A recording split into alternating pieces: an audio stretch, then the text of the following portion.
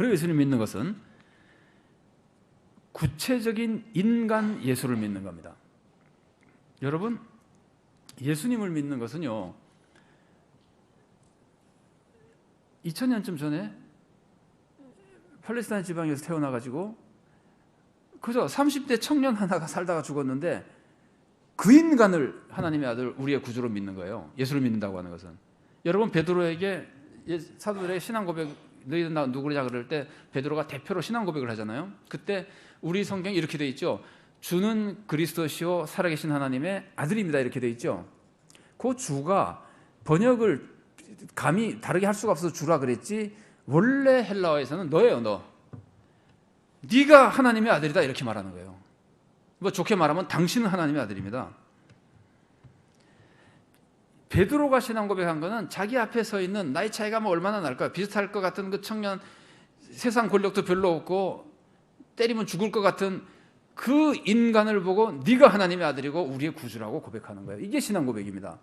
여러분, 사도 바울이 그렇게 박해를 받은 이유가 뭡니까?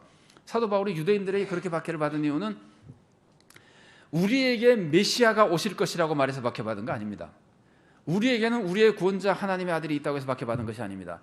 얼마 전에 십자가에 죽은 그 인간이 메시아라 그랬기 때문에 박해를 받은 거예요. 그 인간이 메시아라고 믿는 거예요. 우리가 예수를 믿는 거는요.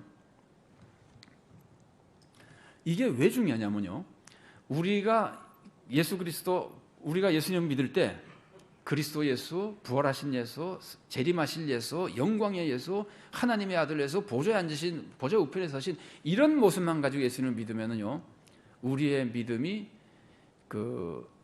이제 부족한 모습이 생기게 됩니다. 제가 그래서 편의상 제가 구별을 해보겠습니다. 인간 예수라 그러면은 하나님의 아들로서의 구원자의 모습이 강조된 것을 그리스도라고, 그리스도는 사실은 직분의 이름이긴 합니다만, 이렇게 만일에 구분해서 인간 예수를 생각하지 않고 우리를 위해서 십자가에서 죄를 용서해 주신 그리스도 예수, 천국에 올라가서 부활하시고 천국에 올라가신 예수, 그 예수를 믿고 이 땅에 살아서 숨쉬고 뛰어다니고 했던 그 예수를 생각하지 않고 그리스도를 믿으면 우리의 신앙이 어떻게 되느냐면요, 이 세상에서 예수님이 어떻게 사셨는지에 관심이 없어지는 겁니다. 이 세상에서 어떻게 예수님이 사셨는지에 관심이 없어지면 우리가 예수님의 제자다운 삶을 못 살게 되는 겁니다. 그래서 이럴 때 우리가 하는 말이, 예수님이 지신 십자가, 예수님이 매달린 십자가는 있는데 내가 지는 십자가가 없는 신앙생활이 되는 겁니다. 그러면은 세상에서 우리가 아무리 교회 열심히 다녀도 세상 사람들이 예수 믿는다고 하는 것들이 예수와 너무 다르다고 욕하게 되는 겁니다. 우리가 예수님을 닮기만 하면 세상 사람이 이렇게 욕하지 않을 겁니다. 여러분, 그런 말 많이 들어보셨죠? 예수는 좋은데 교회는 싫다. 간디도 그랬고 지금도 세상 사람들이 많이 그럽니다. 예수는 훌륭하고 좋은데 교회 다니는 인간들은 싫다. 그게 왜냐하면 지상에 사셨던 예수님의 모습을 우리가 전혀 무시하면서 예수를 믿는다 그러기 때문이에요. 예수를 믿는다는 것은 인간으로 와서 살았던 그 인간 예수를 믿는 거예요.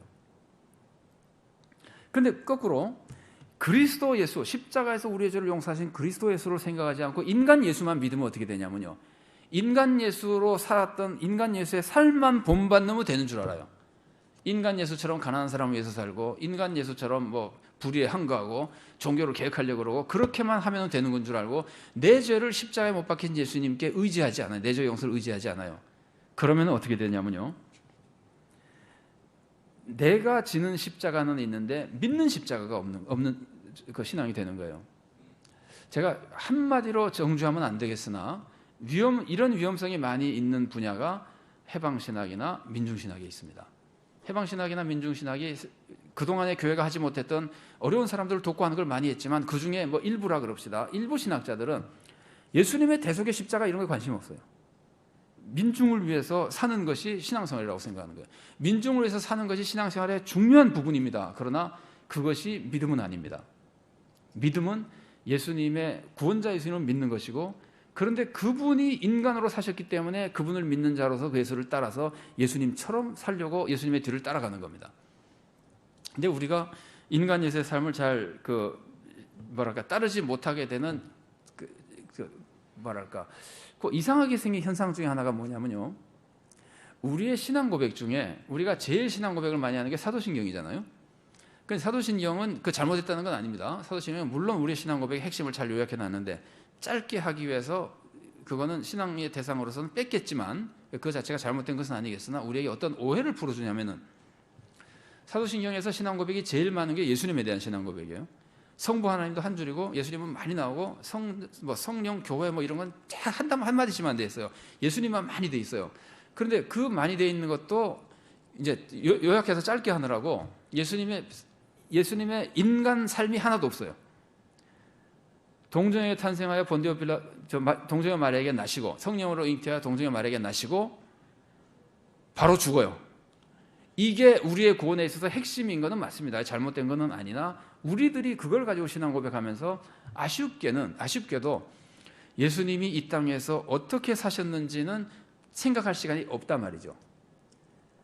그게 우리들에게 그 중요성을 좀 잃게 하는 것이 아닌지 모르겠는데 어쨌든 중요한 것은 우리들은 인간 예수를 하나님의 아들 그리스도로 믿어야 된다는 겁니다.